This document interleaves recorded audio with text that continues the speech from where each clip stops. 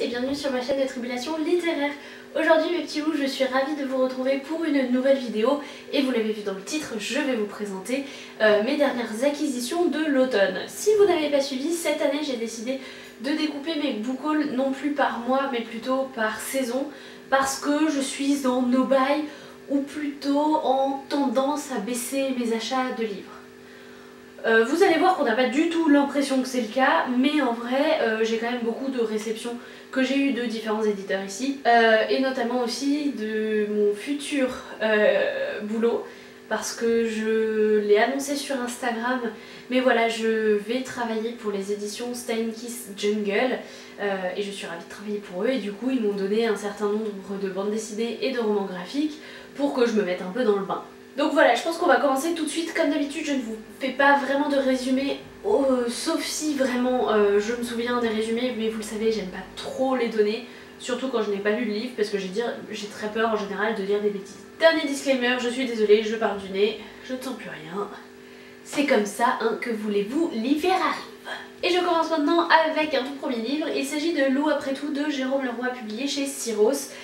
Ici, je ne sais pas si vous le savez, mais pour l'instant, jusqu'à bientôt, je travaille chez Nathan et donc du coup, de temps en temps, on peut retrouver des livres qui sont au don. Et donc du coup, j'ai trouvé celui-ci. Alors en fait, il s'agit des épreuves non corrigées, si je ne dis pas de bêtises. Alors, je suis un peu dégoûtée parce que la couverture, je sais pas si vous le voyez, mais elle s'est mise à gondoler à cause de l'humidité qu'il peut y avoir des fois dans mon appartement. Donc je suis un petit peu dégoûtée pour ça. Mais je suis assez curieuse de lire ce livre. Après, c'est du post-apo, si je dis pas de bêtises. Oui voilà, lorsque la civilisation s'est effondrée, c'est bien du post-apocalyptique. Donc j'ai un peu peur, c'est pas mon genre de prédilection, mais j'ai entendu de très bons avis sur ce livre, donc je suis curieuse. C'est horrible, je crois que j'ai de plus en plus parlé du nez. Mon deuxième achat en automne, alors c'est pas du tout dans l'ordre, donc je vous dis pas vraiment quand je l'ai acheté, ce serait trop bête. Par contre je pourrais vous dire où, mais bon. Toujours est-il que je me baladais avec mon copain et ses parents et on est rentré dans une librairie. Alors figurez-vous que j'ai trouvé un petit quelque chose, bien sûr, et il s'agit de la 3e gazette du château. Il s'agit en fait du 3e journal qui correspond à la fin de la bande dessinée Le Château des Animaux de Félix Delep et Xavier Dorisson, publié chez Casterman. Cette BD, je pense que je vous ai assez dit à quel point je l'adore. C'est largement inspiré de La Ferme des Animaux, La Ferme des Animaux de George Orwell. C'est un bijou autant par les dessins que par l'histoire. Je vous la recommande à 100% et pourtant je n'ai toujours pas lu la fin. On reste un petit peu dans le graphique avec un manga et il s'agit du 4e tome de The Promised Neverland de Kayu Shirai et Posuka Demizu, publié chez Kazé. Je me le suis mis dans ma palle du Cold Winter Challenge. J'avoue que j'ai très hâte. J'ai hyper hâte de me lancer là-dedans. Il y a le tome 11 qui est sorti, donc j'ai un peu de marge. Ensuite, il n'y a pas grand-chose à se dire sur cela, mais je me suis acheté les tomes 5 et 6. C'est les tomes 2 en 1, donc ici vous avez les tomes 10 et 11 normaux et 12 et 13 de Full Metal Alchemist. Il s'agit d'un de mes mangas favoris de tous les temps que j'ai lu étant petite. Là autant vous dire que je vais petit à petit les acheter et une fois que je les aurai tous, je vais me les relire et ça va être un vrai bonheur. Je me suis enfin décidée également à m'acheter Une flamme dans la nuit de Sabataïr, publié chez Pocket Jeunesse. J'ai lu le tome 1 l'été, pas de cette année mais de l'année dernière. J'avais absolument adoré et je sais pas trop pourquoi, mais j'ai laissé traîner la lecture et surtout l'achat de ce second tome. Je ne l'ai toujours pas lu mais il est dans ma palle du Cold Winter Challenge et je suis absolument hyper motivée à l'idée de lire.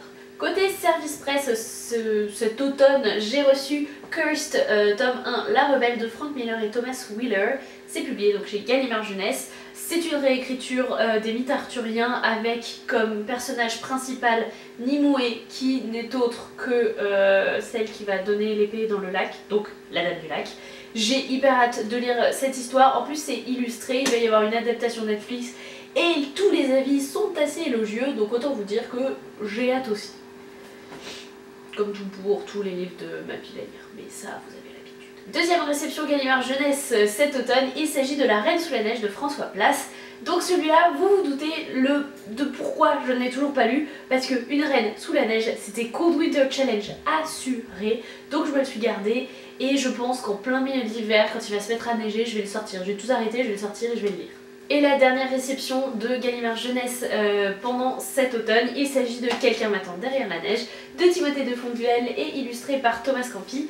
C'est un petit album absolument magnifique, je l'ai rapidement feuilleté mais il a l'air beau et tellement doux.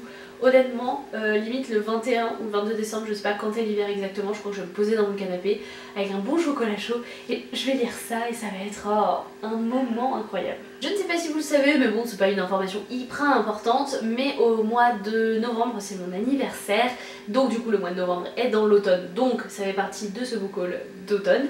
Et cette année, j'ai reçu un livre de ma petite binomètre que vous connaissez très certainement, en tout cas si vous me suivez depuis un moment. Vous l'avez d'ailleurs vu dans mon dernier vlog de Montreuil. Et elle m'a offert cette année Les Collisions de Joanne Richoux, publié chez Sarbacane. Autant vous dire que je suis absolument ravie parce que j'ai entendu que du bon. Et en plus, c'est un roman qui a eu le prix de la voix des blogueurs cette année. Donc voilà, je suis hyper heureuse d'avoir ce roman entre les mains et c'est ce moment que le soleil choisit pour venir, donc je dois être toute blanche, voilà. Côté réception encore une fois, et cette fois il s'agit d'un roman reçu dans le cadre de la masse critique Babelio. Il s'agit de Entre terre et ciel de Agnès Lenormand, publié chez Gulfstream Éditeur, vous l'aurez reconnu, c'est dans la collection magnifique Électrogène. Alors j'ai eu une période où je savais pas trop quoi commencer etc, j'ai vu les premières lignes, j'ai trouvé ça très bien et je suis assez intriguée. On parle notamment de musique et c'est un thème que j'aborde assez rarement dans mes lectures, donc je suis très intriguée et curieuse.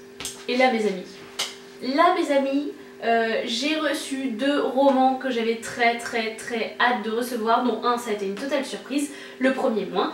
Donc j'ai été moins surprise parce que je le savais, j'ai reçu le tome 2 du Dernier Magicien, les 5 artefacts de Lisa Maxwell, publié chez Casterman. C'est le deuxième tome du Dernier Magicien, j'avais absolument adoré le premier, d'ailleurs quand je l'avais reçu le premier j'avais tout arrêté et je m'étais plongée dans ma lecture. C'est des grosses pavasses mais ça se lit hyper bien, c'est un univers à la fois complexe, puissant et hyper intéressant. Honnêtement j'ai très hâte de me plonger dans ce second tome et je pense que ça sera fait cet hiver.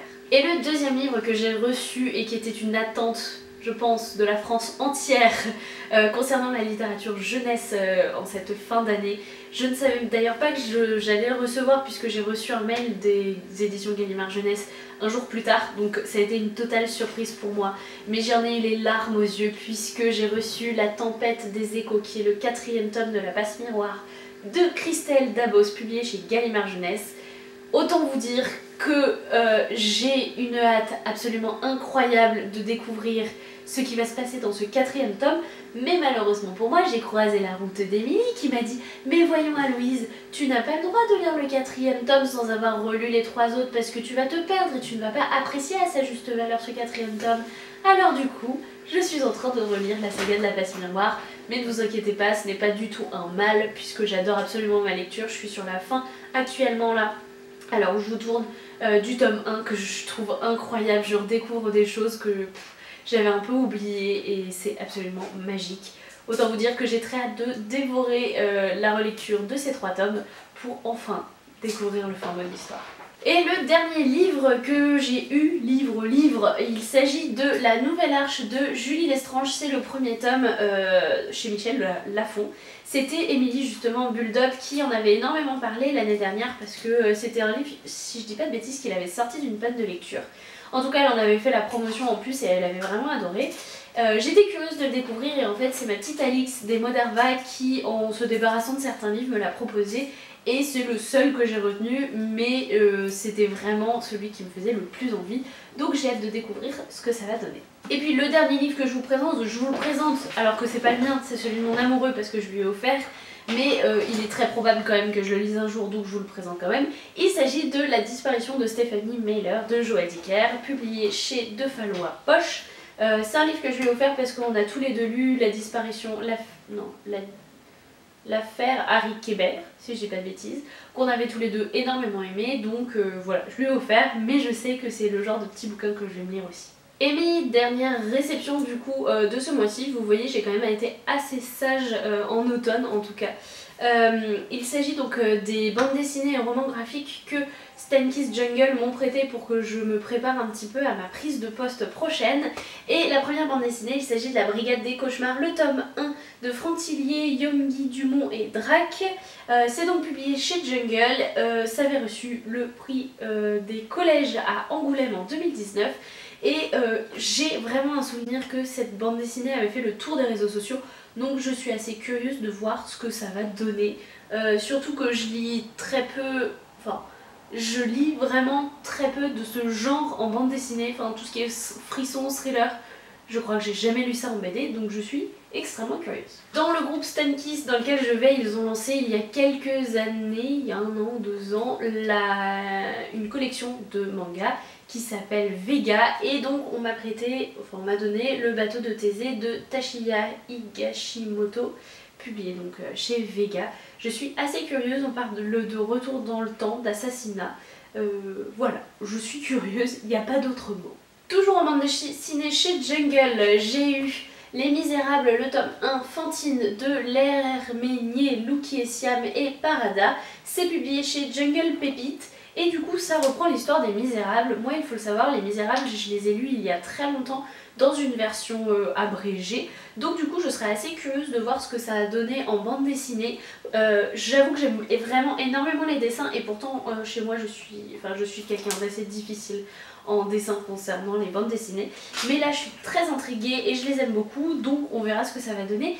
Et si j'aime beaucoup, peut-être que je me lancerai enfin dans la lecture totale des Misérables de Victor Hugo. Dernière bande dessinée Jungle, il s'agit de Maléfice, les contes d'Alombrard d'Elsa Bordier et Sanoé. Donc c'est publié chez Jungle. Je viens de lire Sanoé et il me semble que c'est celle qui réalise les dessins de Princesse Sarah. Je sais pas si je dis une bêtise mais il me semble que c'est ça. J'avoue que je trouve la bande dessinée magnifique, je sais pas si vous le voyez mais il y a des dorures tout autour. Le dessin est vraiment très joli. Ça parle de contes, alors est-ce que c'est les contes qu'on connaît revisités ou est-ce que c'est de nouveaux contes, je ne sais pas, mais en tout cas j'ai hâte de m'y plonger. Ce sera d'ailleurs très probablement l'un de mes programmes d'un des week-ends prochains. Et ensuite j'ai reçu de leur part, encore une fois, 2 romans graphiques qui sont cette fois sous le label Stan Kiss. Et le premier, il s'agit de Là où se termine la Terre de Désiré et Alain Frappier. C'est publié donc chez Stan Kiss. Je ne sais pas du tout de quoi ça parle, je vois juste le titre et la couverture qui m'attire honnêtement et qui m'intrigue. Donc on verra bien ce que ça donnera. Et le dernier je trouve correspond plutôt bien à mon caractère et à mes ambitions. Il s'agit d'un petit traité d'écologie sauvage d'Alessandro Pignocchi, donc c'est publié chez Stan Kiss.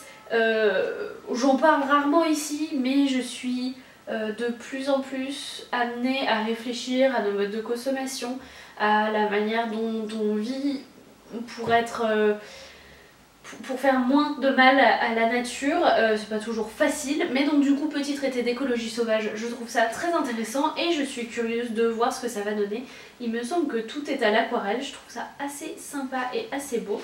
Je pense vraiment que les titres Stan Kiss sont des sujets hyper forts, donc je vais pas tous me les lire comme ça d'un coup, mais je pense qu'ils valent vraiment le détour et voilà, j'ai vraiment une véritable curiosité de voir ce que ça donne.